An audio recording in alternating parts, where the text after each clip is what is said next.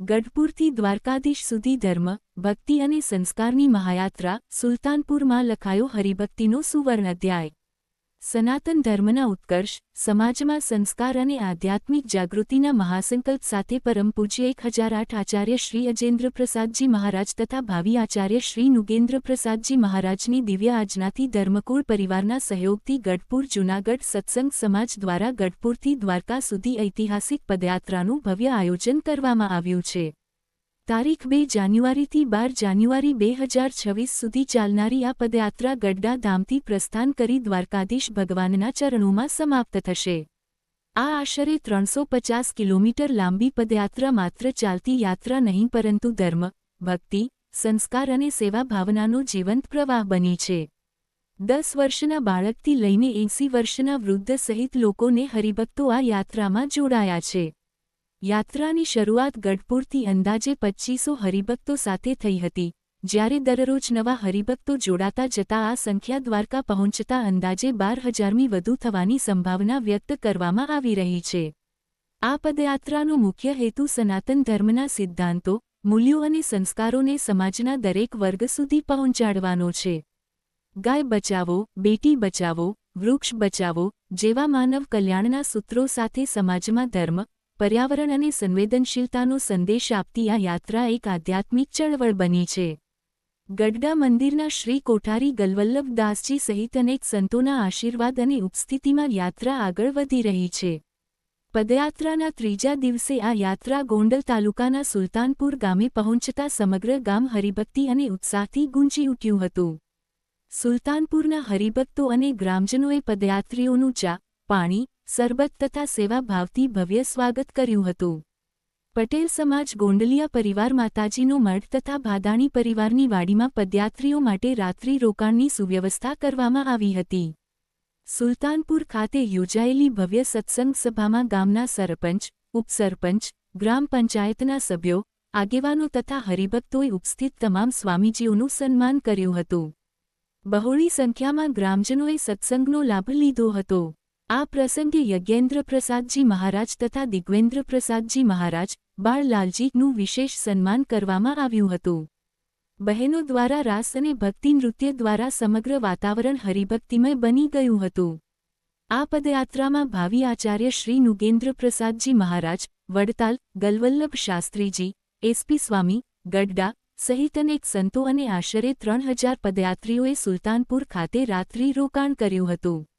યાત્રામાં મેડિકલ સેવા, ભોજન વ્યવસ્થા, પીવાનું શુદ્ધ પાણી, આરામ અને નિવાસ જેવી તમામ સુવિધાઓ ઉપલબ્ધ રાખવામાં આવી છે જેથી કોઈપણ પદયાત્રીને અસુવિધા ન થાય।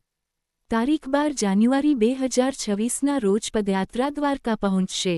તે દિવસે સવારે 9:10:30 કલાક દરમિયાન ભવ્ય ધર્મસભાનું આયોજન કરવામાં આવશે। ત્યારબાદ સવારે 11:30 કલાકે ભાવિ આચાર્ય શ્રી નુગેન્દ્ર પ્રસાદજી મહારાજના વરદ હસ્તે દ્વારકાધીશ ભગવાનને ધજા ચડાવવામાં આવશે તથા ભવ્ય અન્નકૂટ ધરાવવામાં આવશે।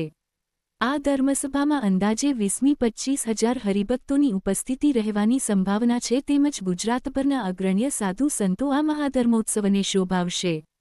સુલતાનપુર ખાતે પધારેલ પદયાત્રાનું ગામલોકો, આગેવાનો અને હરિભક્તો દ્વારા ભાવપૂર્વક સ્વાગત કરવામાં આવ્યું હતું।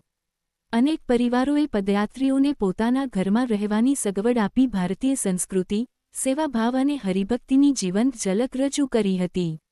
રિપોર્ટર રોહિત દેગામા, સુલતાનપુર। શ્રી સ્વામિનારાયણ મંદિર ગઢડાથી આ યાત્રાનો પ્રારંભ થયો છે।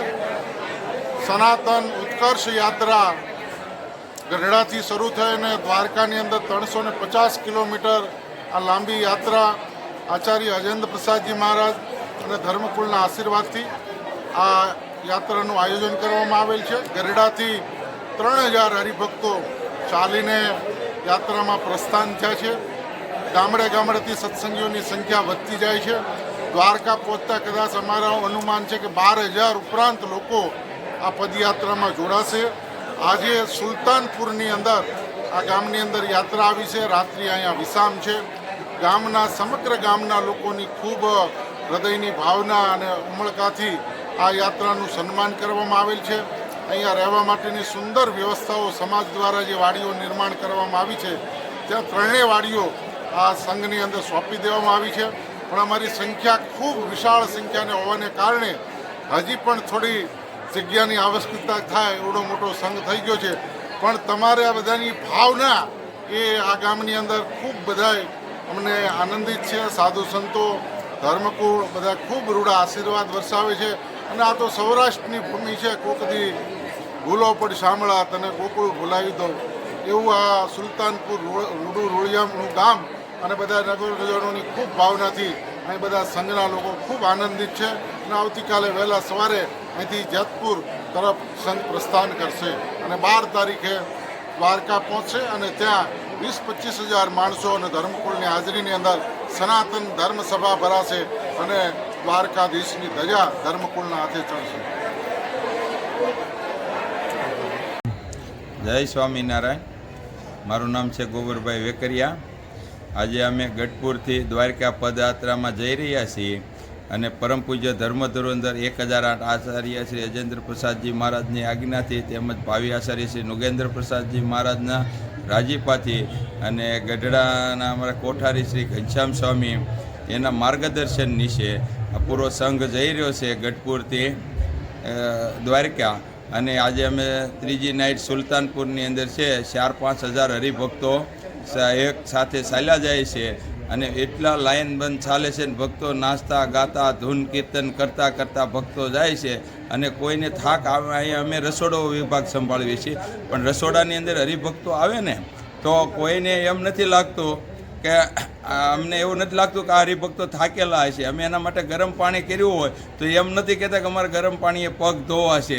એટલી મહારાજની મોજમાં હાલ્યા જાય છે અને બધાને બહુ મજા ગમે એને પૂછવી તો કે બહુ મજા આવી અને બધા ધૂન કીર્તન કરતાં કરતાં ભજન કરતાં કરતાં છેલ્લો જન્મારો કરવા માટે જેમ આપણને એમ લાગે આ ભક્તોનો બધાને છેલ્લો જન્મ થઈ ગયો એવી રીતે ધૂન કીર્તન કરતાં કરતાં બધા ભક્તો જઈ રહ્યા છે.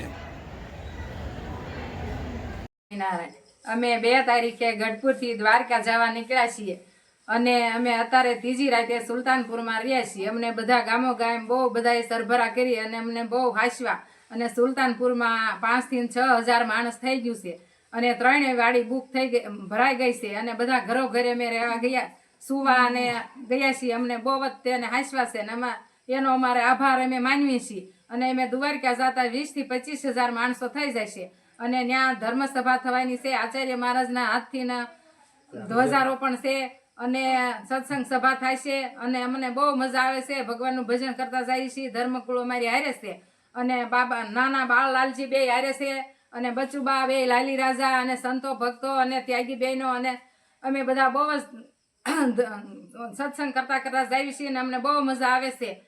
જય સ્વામિનારાયણ. બસ રેડી.